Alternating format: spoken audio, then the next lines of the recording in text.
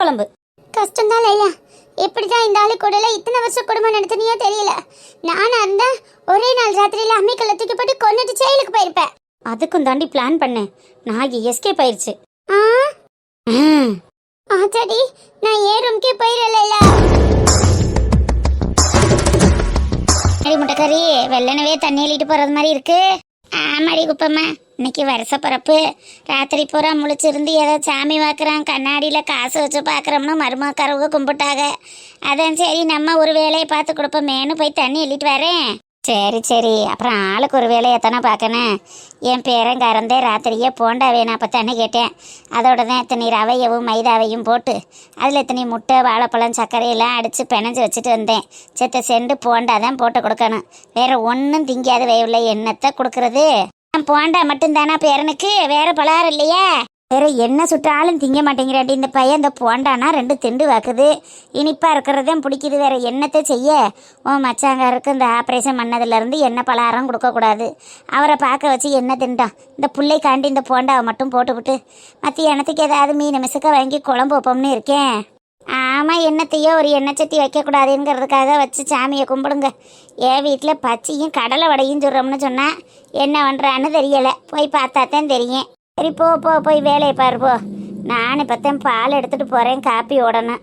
Aunty Kuppamma, நேற்று தீயில இறங்கினவளுக என்ன செய்தி என்னன்னு விசாரிச்சியா? அந்த நாடு மரணவளுகளை பற்றி நமக்கு என்னடி வந்துச்சு? அவளுகளைத்தான் ஆத்தாவே காட்டி கொடுத்துட்டாலே பாவி வரப்பையே எப்பேற்பட்டவளுகன்னு. அந்த கேடு கட்டவளுகளை பற்றி நான் என்னன்னு கூட கேட்டுக்கறல. நாசமாக போனவளுகளுக்கு ஆத்தா கூலியை கொடுப்பா விடு. என்ன திமுரு இருந்தா அந்த சுப்பிரமணிக்கு இப்படி ஒரு விதம் பண்ணணும்னு அவள் பார்த்துருப்பா. என்னடி இந்த உலகத்தில் காசு வனத்தைத்தானே பெருசாக நினைக்கிறாளுக, பிறப்ப நினைக்க மாட்டேங்கிறாளுகளட்டி. ஆத்தாடி, உலகமெல்லாம் பார்த்த பொம்பளை இல்லை, இவெல்லாம் ஒரு பொம்பளை இடி ஆத்தா. என்னதேன் வர்க்கம்னே தெரியலை. ஆத்தாள் அப்படி மகள் அப்படி. ஆத்தா நல்லவளாக இருந்தால என்னத்தையும் நல்லதை பிள்ளைதை அவளுக்கு சொல்லிக் கொடுக்க போகிற. ஆத்தா 8 அடி பாஞ்சாத்தையும் குட்டி 16 அடி பாயுதே போட்டு பார்க்குறதுக்கு. அப்புறம் அப்படித்தான் இருக்கும்.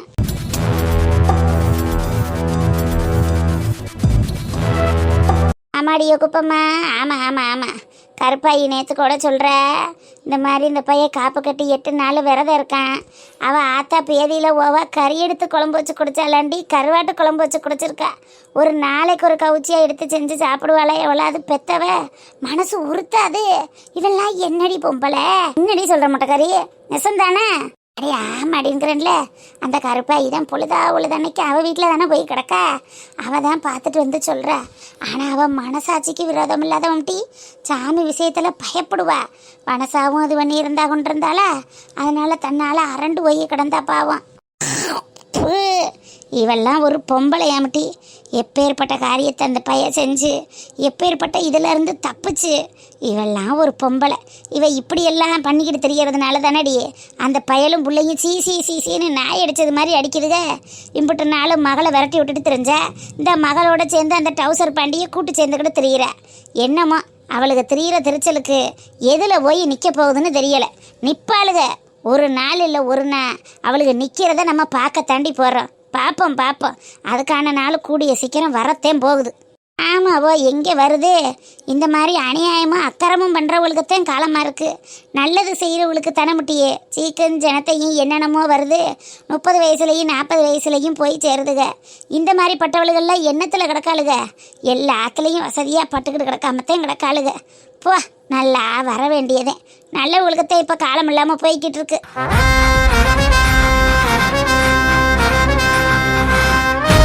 நினைக்காதடி முட்டைக்கறி, ஆண்டவன் கொடுத்து பார்க்குறேன். ஆடை விட்டு ஒரு நாள் அடிக்கத்தையும் செய்வேன். அதை நம்ம பார்க்கத்தையும் போகிறோம். ஒரு நாளுங்கிழமையும் நாடு மரணவள்களை பற்றி பேசிக்கிட்டு என்னத்துக்கு காலங்காத்தால போய் பொழப்ப பாரு. நானும் போகிறேன். பிள்ளைகளுக்கு எதையாவது ஒரு சுட்டு கொடுக்குறேன். அது என்னமோ நெசந்தேன் போ. நீங்கள்லாம் எடுத்தேறி இருக்கியே, எட்டி பார்க்க மாட்டீங்க. நான் எதிர்த்த வீட்லேயே இருந்துக்கிட்டு அவளோட பெரிய தொல்லையாக இருக்குது. அங்கிட்டு களை வைக்க முடியலை, இங்கிட்டு களை வைக்க முடியலை. எந்திரிச்சா குனிஞ்சா நிமிந்தா வந்தா அவள் மூஞ்சியில் முழிச்சுக்கிட்டு நான் படுற வாடை இமிசையும் பெரும் இமிசையாக இருக்குது. என்னத்தையோ நான் என்ன வரத்தில் வாங்கி வந்தனோ அவள் வீட்டுக்கு எதிர்த்த வீட்டுக்காரியாக கட்டி வச்சு காலம் பூரா எனக்கு சீப்பட வேண்டிய சூழ்நிலையாக இருக்குது. சரி போய் வேலையை பாரு.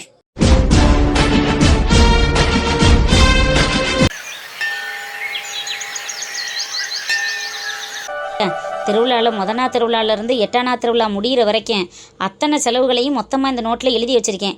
ரேடியா செட்லேருந்து பந்தக்கால் போட்டது வரைக்கும் பூஜை சாமானுக்கு எம்புட்டு செலவாயிருக்குங்கிற எல்லா விவரத்தையும் இதில் எழுதி வச்சுருக்கேன்யா. மிச்ச பணம் 7,800 மிஞ்சி இருக்கு. இந்தாங்க, இதையும் இந்த நோட்டுக்குள்ளேயே வச்சுருக்கேன்.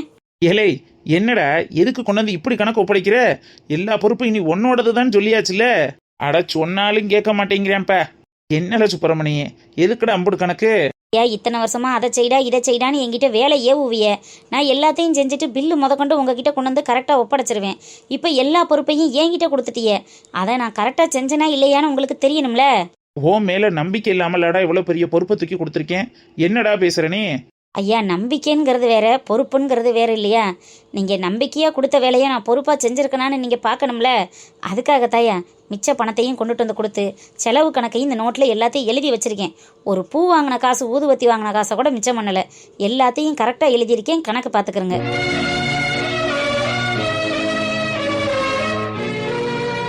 இம்புட்டு நேர்மையாகவும் ஒழுக்கமாகவும் இருக்கிறதுனால தான்டா சுப்பிரமணி எதை பற்றியுமே யோசிக்காம ஒரே நாளில் ஒத்த வரியில் ஓம் பேரை சொன்னேன் டவுசரு. அது ஐயாவோட பெரிய மனசு. ஊர் மேலே நீ வச்சிருக்கிற மரியாதையும் ஓ மேலே நான் வச்சிருக்கிற நம்பிக்கையிலையும் எடுத்த முடிவுடா சுப்பிரமணி. இனி எல்லாவும் நீதுமாக தான் இருந்ததே இந்த ஊரை பாதுகாத்துக்கிறேன்னு அப்படித்தான் சொல்லிட்டேன். இந்த கோயில் விஷயத்திலேயே போதும் போதுங்கிற அளவுக்கு நிறைய அனுபவிச்சுட்டேன். இதுக்கு மேலேயும் என்கிட்ட எந்த பொறுப்பையும் கொடுக்காது ஐயா. என்னால் சத்தியமாக முடியாது. என்னடா இவன் அடுத்த ஊர் தலைவரே நீந்தான்னு பேசிக்கிட்டு இருக்கான். இப்படி பேசினா என்ன அர்த்தம்? பெரியவங்க நீங்கெல்லாம் இருக்கையில என்னத்துக்குயா ஊர் தலைவர் பதவியை மாத்தானே? பேசாம ஐயாவே இருக்கட்டும். இல்லைன்னா நீங்க இருந்து பாத்துக்கிறங்க. எங்களுக்கெல்லாம் வயசாயிருச்சுடா. ஒன்று மேலே ஒன்று ஏதாவது ஒன்று நடந்துக்கிட்டே இருக்கு. நீ இளந்தாரி பையன், நீ இருந்து நல்லபடியாக பார்த்துக்க. கூட இளைஞர் சங்கத்தை வச்சுக்க. எல்லாருமா சேர்ந்து ஊருக்கு நல்லது செஞ்சா நல்ல விஷயம் தானே. யார் செஞ்சாத்தான் என்ன? பொறுப்பாக இருந்து நீனே முடிவெடுப்பா. எல்லா தகுதியும் உனக்கு இருக்கு. அதாங்க ஐயா பயமாவும் இருக்கு. ஏயா டவுசரு, எலெக்ஷன் வைக்கணும்னு சொன்னீரு. ஆமா வைக்கத்தான் வேணும். அப்புறம் சுப்பிரமணின்னு பேரை நம்ம சொல்லிட்டு எலெக்ஷன் வச்சா என்ன அர்த்தம்? ஏலே சுப்பிரமணி தான் இந்த எனக்கு அப்புறம் ஊர் தலைவராக இருக்கணும்னு என்னோட முடிவு, உன்னோட முடிவு. ஆனால் அந்த வட்டிக்கார பைய கடந்துக்கிட்டு துள்ளிக்கிட்டு இருக்கேன்ல, அவனுக்காக ஒரு எலெக்ஷனை வைப்போம்.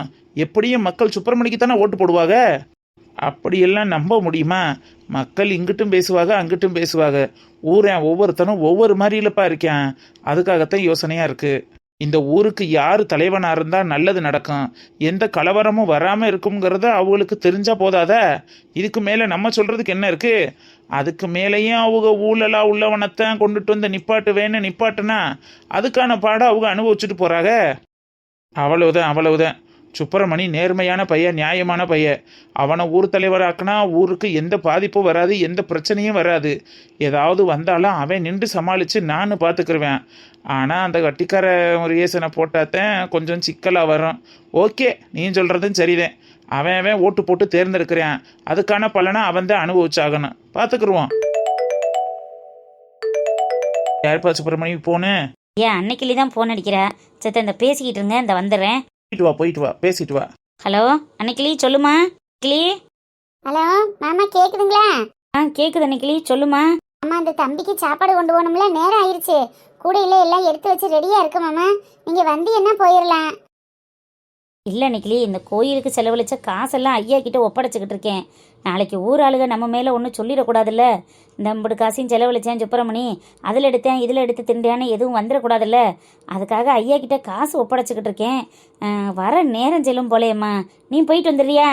என்ன மாமா அப்படி சொல்றியா? நீங்களும் வந்தா தானே நல்லா இருக்கேன். என்னத்த நான் மட்டும் போறது? திருமலையாவும் டவுசரையாவும் தம்பியை போய் பார்க்கணும் தான் சொல்லிட்டு இருக்கா அன்னைக்கிளி. நான் வேணும்னா அந்த வேலையெல்லாம் முடிச்சுட்டு ஐயாக்களோட சேர்ந்து போய் பார்த்துட்டு வந்துடுறேன். நீ இப்போ சாப்பாடு ஆறி போயிடறேன், நேரமும் ஆயிடுச்சுல. நீ ஒரு எட்டு தம்பியை போய் பார்த்துட்டு சாப்பாடை கொடுத்துட்டு வந்துடுமா. நான் அப்புறமே போய்க்கிறேன். அப்படி சொல்றீங்களோ? ஆமா சரி மாமா. சரி, அப்ப நீங்க வேலையை பாருங்க. நான் என்னன்னு இந்த சாப்பாடை கொடுத்துட்டு வந்துடுறேன். சரிம்மா அன்னைக்கிளி, உனக்கு ஒத்தையில ஒரு மாதிரியா இருந்துச்சுன்னா வனசா நெடுவாளி யாரையாவது துணைக்கு கூட்டிட்டு போ. எதுக்கு ஒத்தையில போற? சரி, அப்ப நான் வச்சிரட்டா?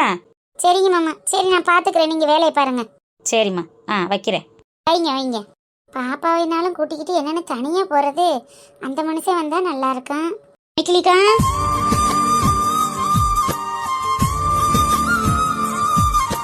மாடனே வா. என்னக்கா வீட்டுல யாரும் சத்தத்தையே காணோம்? அம்மாலாம் எங்க ஊருக்கு கிளம்பிட்டாங்களா? இல்ல மாடனே, உள்ளதான் பேத்தியா தாத்தானு உட்காந்து டிவி பார்த்துக்கிட்டு விளையாண்டுக்கிட்டு இருக்காங்க. ஓ ஓ சரி சரிக்கா, இந்தாங்க அத்தை போண்டா சுட்டாங்க. எங்கள் அத்தை சொல்கிற போண்டா தான் நிம்மி குட்டிக்கு ரொம்ப பிடிக்குமே. அவளும் காலேஜ்லேருந்து லீவுக்கு வந்திருக்கா. சரி கொண்டு கொடுக்கலாமேன்னு நான் எடுத்துகிட்டு வந்தேன். இது பாப்பாவுக்கு கொடுத்துருங்கக்கா. சரி சரி, மருமக்க மருக வந்தா தனடி கவனிக்கிறிய, மாமியா மருகளை யாரும் கவனிக்க மாட்டேங்கிறீங்களே. மருமக்க மாறுகன்னா நாளைக்கு மயம் பொண்டாட்டியா வந்து எங்களை பார்த்துக்குவாளுங்க. நீங்கள் பார்ப்பீங்களா? அதான் சரி அதான் சரி. மாடனே, இப்போ உனக்கு எதுவும் வேலை இருக்குமா? இல்லைக்கா, மதியானத்துக்கு மீன் தான் எடுத்தோம். காலையிலேயே எல்லா வேலையும் முடிஞ்சிருச்சு. இனி போய் கொஞ்ச நேரம் படுத்து தூங்கணும், அவ்வளோதான். தூங்க போறியோ? சரி போ, அப்ப நான் பாத்துக்கிறேன். ஏங்கா என்னன்னு சொல்லுங்க. ஏமாக்கா, நேற்று மாமாவுக்காக வெட்டு குத்து வாங்கி ஒரு பைய கிடக்குல்ல. ஆமாம் ஆமாக்கா, அந்த ஸ்கூல் ஓனர் தானே? சூழ் ஓனரா? அது யாரும் டீ? அக்கா மாறா படிக்கிற ஸ்கூலுக்கு அவர் தான் ஓனரா. இவ்வளோ நாளும் கேஸில் இருந்துச்சு போல் இருக்கு. இப்போ தான் இவர் பக்கம் தீர்ப்பாயிருக்கான். இனிமே இவர் இந்த ஊரில் தான் இருக்க போறாருன்னு மாமா சொல்லிட்டு இருந்தாங்க. அப்படியா? அந்த அளவுக்கு என்னன்னு எனக்கு விவரம் தெரியாதே. ஆமாம் ஆமாக்கா, நல்லா வாழ்ந்த குடும்பம் தான். இந்த ஸ்கூலுமே இவங்களுக்கு சேர வேண்டியதானா. அதை அவங்க பெரியப்பாவோ சித்தப்பாவோ யாரோ ஏமாற்றி எழுதி வாங்கிக்கிட்டு அதுக்கு இவ்வளோ நாளும் கோர்ட்டில் கேஸ் நடந்துச்சான். இப்போ தான் இவங்க பக்கம் தீர்ப்பாயிருக்கான். ஆனால் பாருங்க, இதெல்லாம் அனுபவிக்கிறதுக்கும் பார்த்து ரசிக்கிறதுக்கும் அவங்க அப்பா அம்மா இல்லை.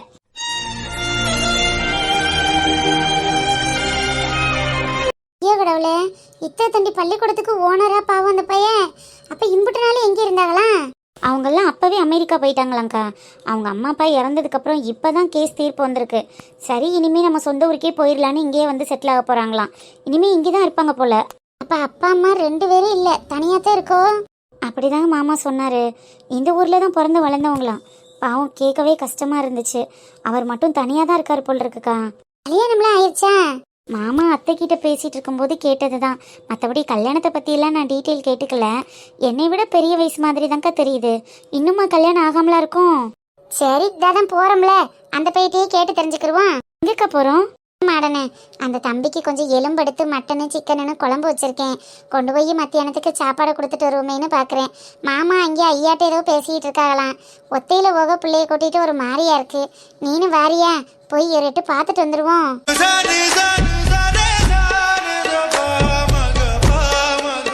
நானா? உனக்கு வேலை இருந்துச்சுன்னா நீ வேலையை பாரு. எனக்கு திடீர்னு ஒருத்தவ வீட்டுக்கு போக ஒரு மாதிரியா இருந்துச்சு, அதனால தான் கேட்டேன். அக்கா பாவம், நானும் போய் விசாரிக்கணும் தானே. நம்ம ஊருக்காக தான் அடிபட்டு கிடக்காங்க. நானும் ஒரு எட்டு வந்து பார்த்துட்டு வரேனே. வாங்க போகலாம். சரி சரி மாடனே, இந்த நிம்மியை கூப்பிடுறேன், எல்லாரும் சேர்ந்து போயிடுவோம். நிம்மியோ, என்னம்மா? அண்ணன் வீட்டுக்கு போயிட்டு வருவோமா? நேரம் ஆயிடுச்சுல, சாப்பாடெல்லாம் ரெடி பண்ணிட்டேன். போகலாம்மா. அத்தை உனக்கு போண்டா கொடுத்தாங்க, இதை உள்ள வச்சுட்டு வா, வந்து சாப்பிட்டுக்குருவோம். ஒன்று எடுத்து அவள்கிட்ட கொடுங்க, அவள் சாப்பிடட்டும். சரி, இந்த அவ ஆசை ஏன் கெடுப்பானே. உன்னை எடுத்து சாப்பிட்டு பார்த்து அவள்கிட்ட நல்லா இருக்கான்னு சொல்லு. படக்குன்னு போயிட்டு வருவோம், அப்புறம் சாப்பாடு ஆறி போயிரும்ல. சரிம்மா, தேங்க்ஸ் தே. அதெல்லாம் ஒன்றும் இல்லை நிம்மி, உனக்கு பிடிச்சிருக்கான்னு பாரு. நல்லா இருக்கா? சூப்பராக இருக்கு தே. சரி சரி சரி, ஓடு ஓடு, மற்றதை கொண்டு மூடி வச்சுட்டு வா, சீக்கிரம் போயிட்டு வந்துடுவான். சரிம்மா.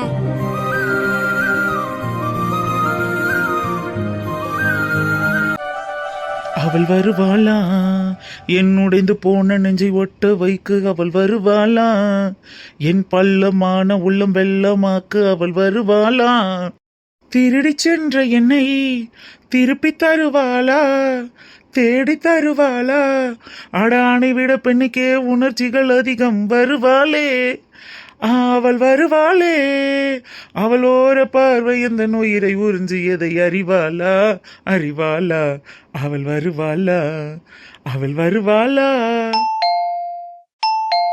யாரு? கதவு திறந்துதான் இருக்கு, உள்ள வாங்க. ஆயிங்க. இன்னும் தம்பி அமைதியா நிக்குது, அடையாளம் தெரியலையோ? தம்பி, எங்களை அடையாளம் தெரியலையா? கோயில்ல எங்க வீட்டுக்காருக்காக தம்பு இப்படி வெட்டுப்பட்டு நீ கிடைக்கிறே, ஞாபகம் இருக்கா? ஐயோ அக்கா, அதெல்லாம் நல்லா ஞாபகம் இருக்குக்கா. வாங்க எல்லாரும் வாங்க. ஹலோ டாக்டர்மா, வாங்க உள்ள வாங்க. அண்ணா, இப்ப கை எப்படின்னு இருக்கு? பரவாயில்லையா? பரவாயில்லம்மா, அதெல்லாம் ஒன்றும் பிரச்சனை இல்லை. என்ன எல்லாரும் ஒன்னா வந்திருக்கீங்க? தம்பி, உங்களை பார்க்க வரக்கூடாதா? ஐயோ அக்கா, அதெல்லாம் ஒன்றும் இல்லை. வாங்க உட்காருங்க, வாங்க எல்லாரும் வாங்க. டாக்டர்மா வந்து உட்காருங்க. அண்ணே, உடம்பு சரியில்லாத உங்களை பார்க்க தான் வந்தோம். முதல்ல நீங்க உட்காருங்க. எனக்கு ஒன்றும் இல்லை, கையில தானே அடிபட்டிருக்கு. நீங்க எல்லாம் உட்காருங்க. அக்கா உட்காருங்க, நீங்களும் வாங்க. உங்களுக்கு இப்போ கை பரவாயில்லைங்களா?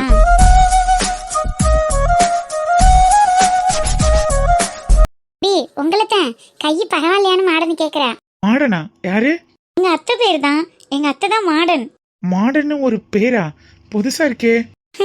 அன்னைக்கிலிக்கா என் பேரே மாடன்னு நினைச்சுக்க போறாங்க. ஒழுங்கா சொல்லுங்க. அவ பேரு மாடன் இல்ல தம்பி, மடோனா. மடோனாவா? அப்ப ஏன் மாடன்னு கூப்பிடுறீங்க? நாங்க ஒரு 4-5 பேரு பிறண்ட இருக்கோம் தம்பி. எங்களுக்குள்ளேயே இவ ஒரு ஆளு தான் நல்ல மாடனா படிச்ச உள்ள. நாங்கெல்லாம் சும்மா சேலை அள்ளி போட்டுக்கிட்டு வயக்காட்டுக்குள்ளேயும் வரப்பு காட்டுக்குள்ளேயும் தெரியுவோம். இவன் நல்லா கருத்தா படிச்ச உள்ளேயா இருப்பாளா, எல்லாத்தையும் டீசெண்டா பேசுவா பழகுவா. அதான் மாடனா இருக்கான்ங்கிறதுக்காண்டி இவளுக்கு மாடன்னு பேர் வச்சுவிட்டோம். பரவாயில்லையே, உங்க பேருக்கு பின்னாடி இவ்வளவு பெரிய பிளாஷ்பேக் இருக்கா? அது சும்மா விளையாட்டுக்கு கூப்பிடுவோம் தம்பி. உங்களுக்கு இப்போ உடம்புக்கு எப்படி இருக்கு? நல்லா இருக்கீல? கை வலியெல்லாம் பரவாயில்லையா? ஏதாவதுன்னா ஆஸ்பத்திரிக்கு போவோம் வாங்களேன். அதெல்லாம் ஒரு ப்ராப்ளமும் இல்லக்கா. அதான் குட்டி டாக்டர் இருக்காங்கல்ல, அவங்களே நல்லா தான் ட்ரீட்மெண்ட் பார்த்தாங்க. நீங்க எல்லாரும் உட்காருங்க, வாங்க உட்காருங்க. டாக்டர்மா உட்காருங்க. அண்ணா சும்மா என்ன கிண்டல் பண்ணாதீங்க. நான் இப்பதான் ஃபர்ஸ்ட் இயரே படிக்கிறேன். நம்ம கிராமத்துல உள்ள பொண்ணு டாக்டருக்கு படிக்கிறதுக்கு எவ்வளவு பெரிய விஷயம். நீங்க படிக்க வைக்கிறத நினைச்சு ரொம்ப பெருமையா இருக்குக்கா. நல்லா படிக்க வைங்க. எதுவா இருந்தாலும் என்ன ஹெல்ப்னாலும் என்கிட்ட கேளுங்க.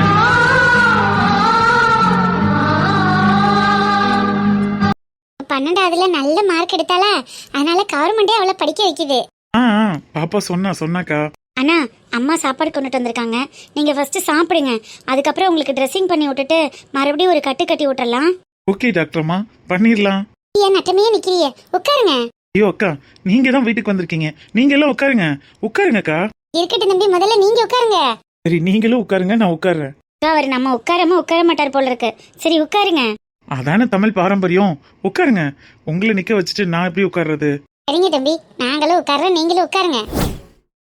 வீட்டுக்காரன் உங்களை பார்க்கணும்னே இருந்தாரு. அப்புறம் ஒரு முக்கியமான கோயில் வேலையா போயிட்டால, அதனால சாயங்காலம் உங்களுக்கு எல்லாம் டவுசரையோட சேர்ந்து வந்து பார்க்குறோம்ட்டாங்க. அதை நாங்கள் மட்டும் சமைச்சு எடுத்துக்கிட்டு வந்துட்டோம். மத்தியான சாப்பாடு ரெடியாக இருக்கப்ப சூடு ஆறுறதுக்கு முன்னாடி சாப்பிடுங்க.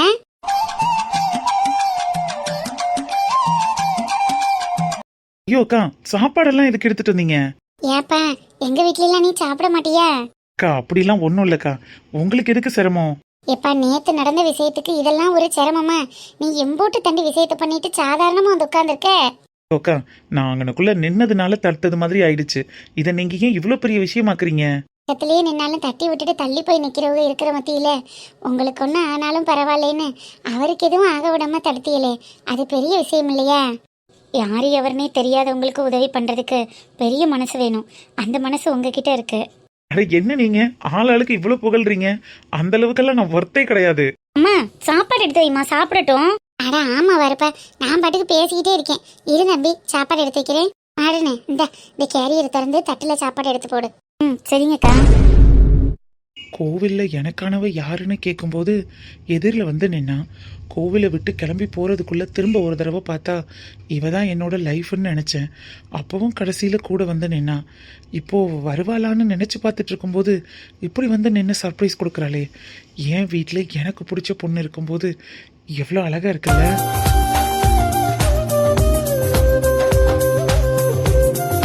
அக்கா கொஞ்சம் கொஞ்சமாக கொடுத்துக்கலாம். இந்தாங்க எடுத்து வச்சுட்டேன். இந்தாங்கப்பா சாப்பிடுங்க. சாப்பிட்டுட்டு அதுக்கப்புறம் கட்டை பிரிச்சு கட்டிக்கிறலாம். தம்பி. அக்கா. தானே தம்பி, சாப்பிடுங்க. அக்கா, நான் அப்புறமா சாப்பிட்டுக்கிறேன். அப்ப சமைச்சு எடுத்துட்டு வந்திருக்கேன், சூடு ஆறதுக்கு முன்னாடி சாப்பிடலாம்ல?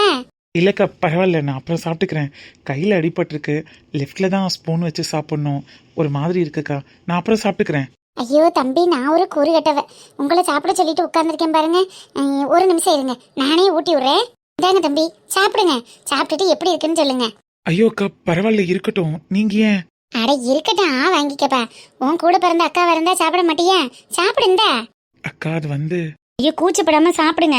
எங்க ஊருக்கு வந்துட்டா இனிமே எல்லாம் ஒரு குடும்பம் தானே. சாப்பிடுங்க சாப்பிடுங்க. எங்க அக்கா கையால கிடைக்கிறதுக்கெல்லாம் புண்ணியம் பண்ணிருக்கணும். சாப்பிடுங்கண்ணே. சரிம்மா. காட்டுங்க தம்பி, காட்டுங்க. சாப்பிடுங்க, நல்லா சாப்பிடுங்க. அக்காகவே தான் இன்னைக்கு சமைச்சு என் கையால கொண்டுட்டு வந்து கொடுக்கணுமேனு எடுத்துட்டு வந்தேன். எடுத்தப்பா சாப்பிடு. நானும் உனக்கு அக்கா மாதிரி தான். சாப்பிடுப்பா, வாங்கிக்க.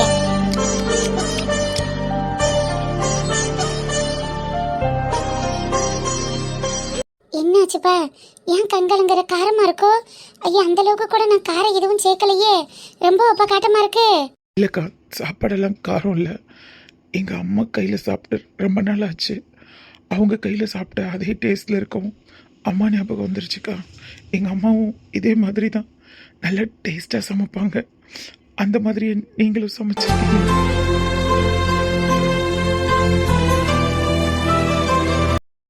அழுகாதியே தம்பி. உங்க அம்மா அப்பாவை நான் பார்த்ததில்ல, ஆனா நான் உங்களை ஒரு கூட பிறந்த தம்பியாத்தான் நினைக்கிறேன். நீங்க என்னைக்கு ஒரு அக்காவா என் வீட்டுக்கு எப்ப வேணா வரலாம் போகலாம். உங்களுக்கு ஒரு அக்கா அண்ணன்னு இருக்காங்கன்னு நினைச்சுக்கிறீங்கய்யா. நீங்க அழுகாம சாப்பிடுங்க தம்பி, சாப்பிடுங்க. அதை பத்தி எல்லாம் யோசிக்காதீங்க. சாரிக்கா, கொஞ்சம் எமோஷ்னல் ஆயிட்டேன். கவலைப்படாதீங்க, அதான் நாங்கள் எல்லாரும் இருக்கோம்ல. என்ன சொன்னீங்க? யாருமே இல்லையேன்னு ஏன் கவலைப்படுறீங்க?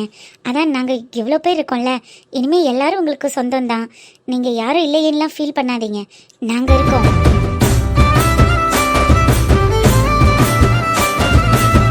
இந்தாயா சாப்பிடு சாப்பிடு. தம்பி இன்னும் கல்யாணம் ஆகலையோ? கல்யாணம் பண்ணி வைக்கிறதுக்கு தான் அப்பா அம்மா இல்லையே, அப்புறம் யாரு கல்யாணம் பண்ணி வைப்பா? ஏன்னா ஆகலையா உங்களுக்கு? ஏங்க, என்னை பார்த்தா கல்யாணம் ஆகி 4 பிள்ளைக்கு அப்பா மாதிரி இருக்கேன்னா என்ன?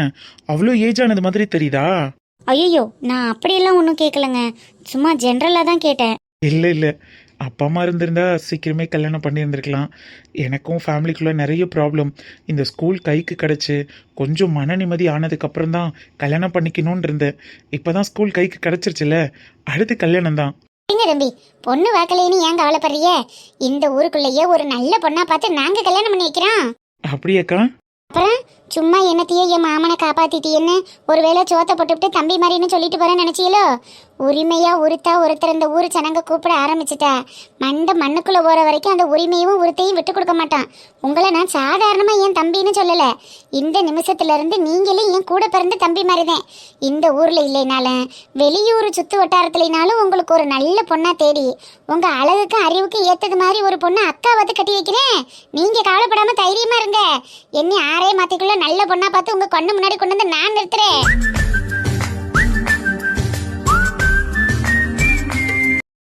நிஜமாவாக்கா? என்ன எங்கள் அக்கா பேசுகிறதுல டவுட்டாக கேட்குறீங்க? எங்கள் அக்கா யாருக்காவது வாக்கு கொடுத்துட்டா சொன்ன வார்த்தையே மீறாது. அது சொன்னது மாதிரியே கண்டிப்பாக உங்களுக்கு ஒரு பொண்ணை பார்த்து எங்கள் அக்கா முன்னிலையில் கல்யாணம் நடக்கும் பாருங்க. நடந்தா சந்தோஷம்தான்.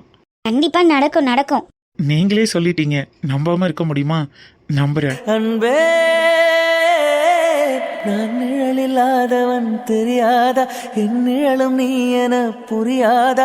உடல் நிழலை சேரவே முடியாதா? அன்பே அன்பே